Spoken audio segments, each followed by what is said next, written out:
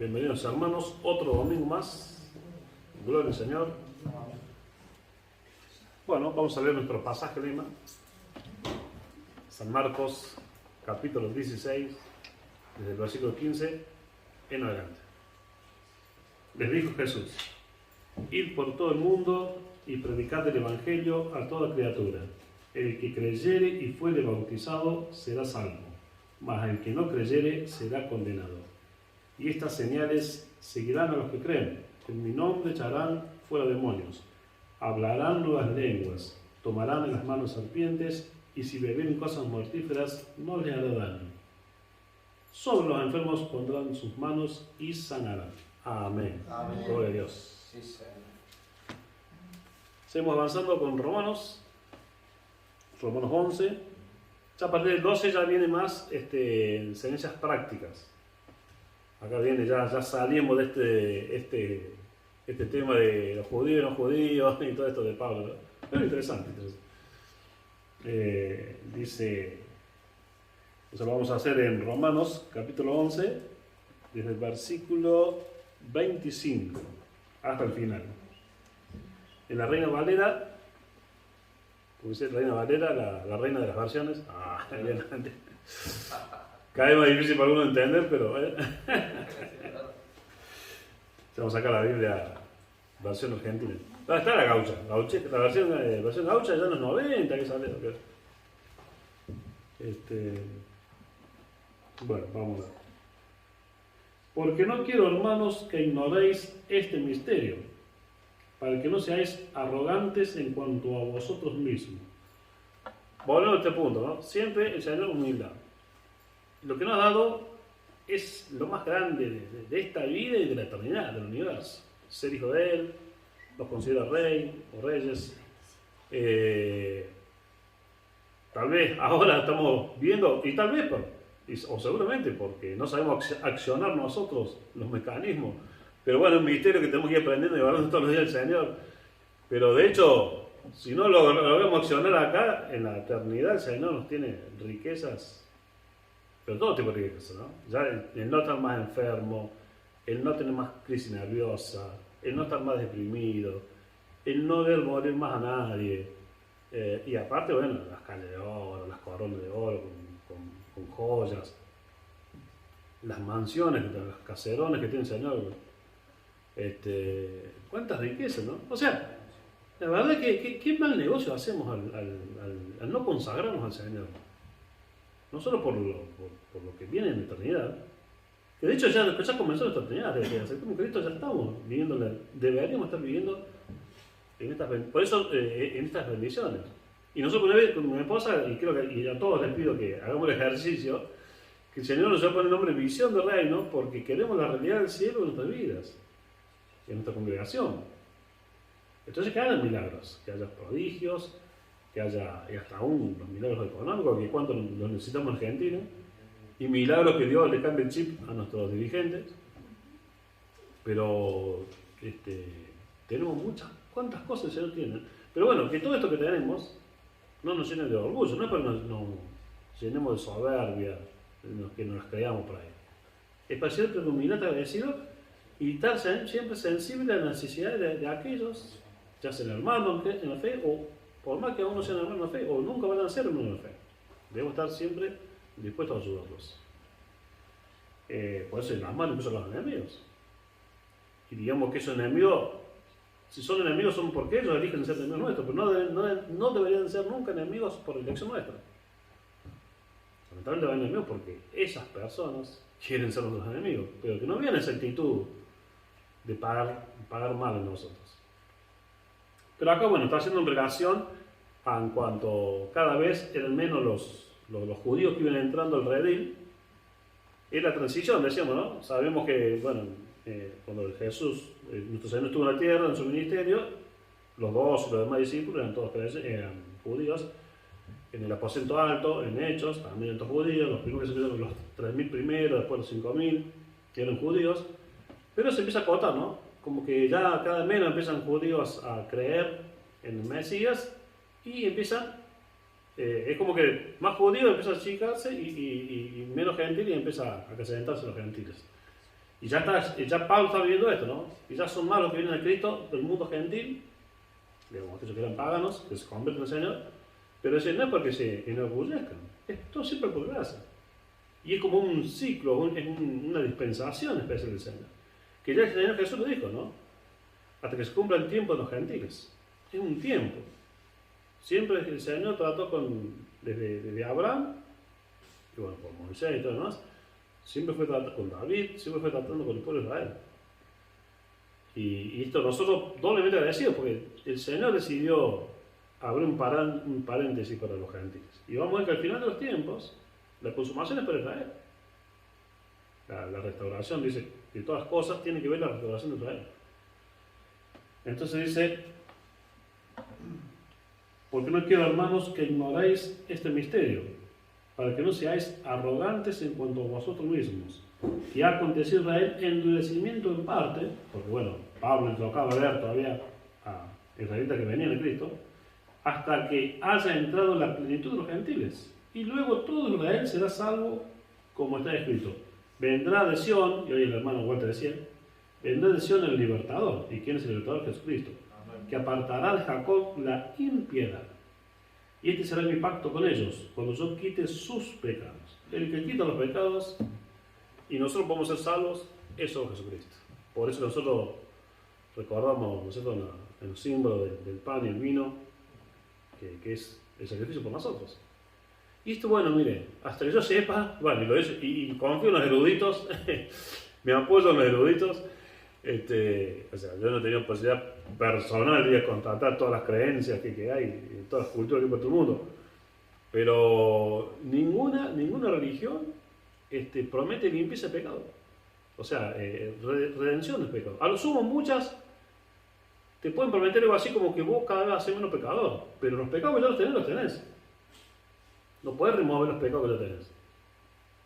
La única que no es religión, que es vida, es Jesucristo. Jesucristo es limpieza. Incluso en Israel, del Antiguo Testamento, por eso hace la palabra de diferencia, que en el Antiguo Testamento se cubrían los pecados. Aún en el pueblo de Dios, y en el pacto, digamos, en el Antiguo Testamento, aún los profetas tenían este concepto de que el Señor cubría sus pecados, pero que no los removía. Y en el Nuevo Testamento acá claro, que no solo que el Señor los remueve. Y yo mucho en predicas viejas hace mucho tiempo atrás, yo decía que como en el Antiguo Testamento es cuando el mantel, por más que uno lo lava, ya está manchado, está lavado, está recién sacado la ropa, ¿no? Está lavado, pero tiene mancha. ¿Qué hacemos? Ponemos un centro de mesa o un individual, ¿no es cierto?, que tape ahí. Qué lindo, ¿no? Tenemos celebración, el mantel está limpio, pero tapamos las manchitas. Pero eso hacían los sacrificios, los corderos, todo lo que hacían los sacerdotes, servía para cubrir el pecado. Sería lindo, ¿no? Pero Jesús es como, disculpando con todo respeto al Señor, un quita mancha, no está más mancha. No solo que estamos lavados, sino que también sin mancha. Amén. Amén. Gloria a Dios. Entonces decía, vamos desde el 26, luego tú Israel serás salvo, como está escrito, vendrá de Sión el libertador. Acá está hablando de la segunda venida, lo que hemos aprendido también cuando vimos Apocalipsis, que apartará de Jacob la iniquidad, y este será mi pacto con ellos cuando yo quite sus pecados. Así que en cuanto al Evangelio, son enemigos por causa de vosotros, pero en cuanto a la elección son amados por causa de los padres, o sea, por la promesa que Dios le hizo a Abraham, Isaac, Jacob, y bueno, y a todos los demás patriarcas y demás figuras de Israel, ¿no? Aún el mismo David. O sea que, bueno, lo hizo para, ¿no? Dios tuvo que de esa forma, o por haberse endurecido el corazón de ellos, tuvo que entrar a nosotros. Siempre por gracia, ¿no? Así que, y acá el misterio, bueno, es sabido que el apóstol, él mismo dice, ascendió al tercer cielo, recibió revelaciones del Señor. Él puede hablar, Pablo, no solo que era un erudito, un estudioso de la palabra, sino que él estuvo, es como que el Señor descargó en el cielo información, ¿no es cierto? Que no toda le permitió el Señor que escriba, o en parte sí, pero no un misterio como los misticistas, o como que misterio es porque, lo que yo les digo siempre, Dios es insondable, Dios es eterno, nosotros de este lado de la eternidad conocemos a Dios. Yo pongo siempre la idea del Atlántico, ¿se acuerdan cuántas veces puse ese ejemplo? O sea, cada uno de nosotros que estamos acá, nacidos nuevos, cristianos nacidos nuevos, conocemos a Dios, pero nunca, y sobre todo de este lado de la eternidad, nunca vamos a terminar de conocer la vastedad de Dios. Pero sí podemos día a día ir creciendo, conociéndolo más y más. Y ahí va la consagración, el hambre que uno tenga. La diferencia que un hermano reciba más de Dios que otro es el hambre que tiene. El Señor es así, como que el que más quiere comer, más le da. Si vos estás nada, me llené y estás jugando ahí con la comida, pues no juguemos con las cosas de Dios. Pero no te tenemos que convencer. Si vos que tenés hambre y que más y más y más, y se te va a dar. Alguien decía, yo en años mozos, yo estoy viejo ya, años mozos. Yo escuchaba, bueno, cuando yo y William Morris nos dan el devocional, y ya tenía 14, 15 años, ¿no? Y decía, no me acuerdo quién era el muchacho que daba la palabra, dice, Dios no tiene hijos favoritos, Dios tiene hijos que lo prefieren más que otros a él, que anhelan más estar en su compañía. Y es como la persona humana, o sea, usted conoce a una persona cuando más tiempo pasa con esa persona. Puede ser un gran amigo, o un amigo de mamá, o un conocido. No seamos conocidos del Señor, seamos íntimos amigos del Señor. Pero para ser íntimos amigos del Señor, tenemos que pasar horas con el Señor. Tomando mate, no digo tomando cerveza, pero tomando mate, leyendo la Biblia, orando, escuchando su voz. O sea que tenemos para explorar, para indagar, para buscar los misterios del Señor y en todos los órdenes de nuestra vida. ¿Qué hay en tus pasos? Entonces decía, vamos por el 29, porque irrevocable, bueno, vamos al 28. Así que en cuanto al Evangelio, son enemigos por causa de vosotros, pero en cuanto a la elección, son amados por causa de los padres, porque irrevocables son los dones y el llamamiento de Dios. Bueno, acá el texto no hay que forzarlo, acá está hablando de Israel. Muchas veces se aplica, que está bien, es como cuando yo siempre, lo he dicho un montón de veces también, cuando el de Apocalipsis que golpea a la puerta, siempre lo usamos para el inconverso, y lo usamos mucho en campañas evangelísticas. Pero en realidad, si usted lee el texto de Apocalipsis, se está golpeando a cristianos fríos, cristianos que dejaron a Jesús afuera, ¿no? Están reuniendo el nombre de Jesús y Jesús está tocando la puerta porque quedó afuera. Bueno, acá está bien que lo apliquemos a veces a hermanos que se enfrían, se apartan y siguen ejerciendo los dones, porque son un regalo. Cuando usted regala algo a alguien, por más que usted a lo mejor supuso que esa persona iba a hacer tal cosa con su regalo. Después yo te digo, ¿para qué se regale? Pero usted no vale que lo regalo. Yo por lo menos cuando regalo algo a alguien no voy a decir, che, no, dame, no te lo regalé para eso, dame lo nuevo. No. ¿No es cierto? Entonces Dios, por eso hay hermanos que a lo mejor se empiezan a desviar y a descarriar, y Dios, esos dones siguen activos, porque el don está.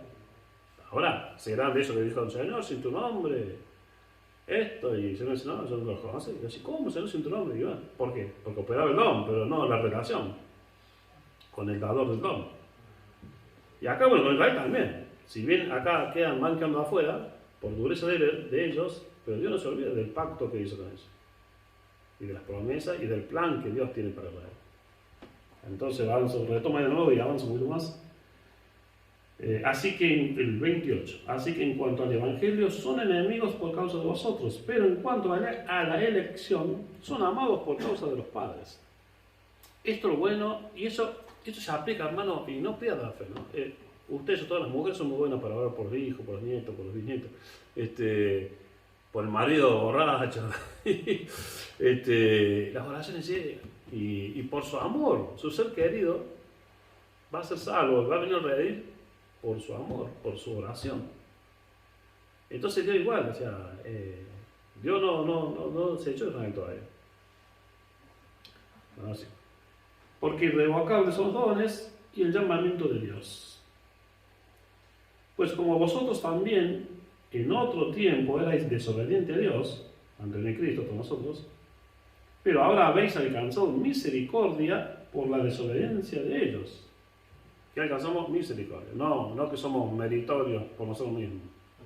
Dios no le quedaba otra que aceptarnos porque somos los mejores. No. no merecemos nunca. Así también estos ahora han sido desobedientes, para que por la misericordia concedida a vosotros, ellos también alcancen misericordia. Es un lengua traba, pero entraremos. Pero bueno, nosotros estábamos por nuestra dureza y nuestros pecados, estábamos lejos de Dios, y ahora ellos están en esa situación, pero así como nosotros pudimos ser rescatados, ellos también pueden ser rescatados, o restaurados, o reconciliados con el Señor. Y de hecho lo van a hacer. Este Pablo tiene varios trabalenguas.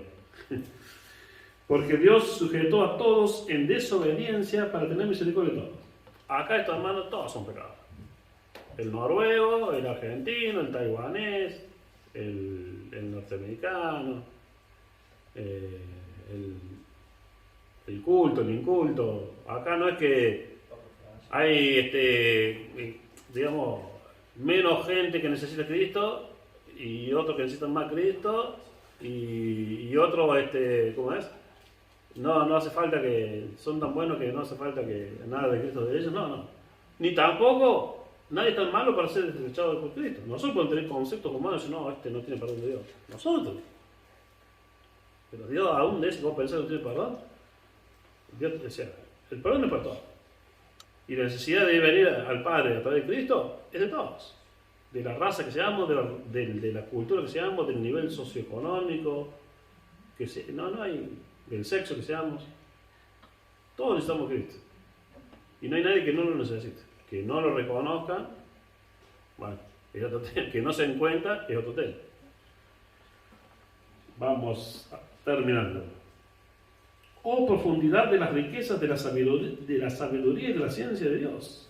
Volvamos, ¿no? Es Dios la fuente de toda sabiduría. Ya lo decía, no sé si cambiaron el preámbulo, pero es que contradicción a la sociedad argentina nuestra, ¿no?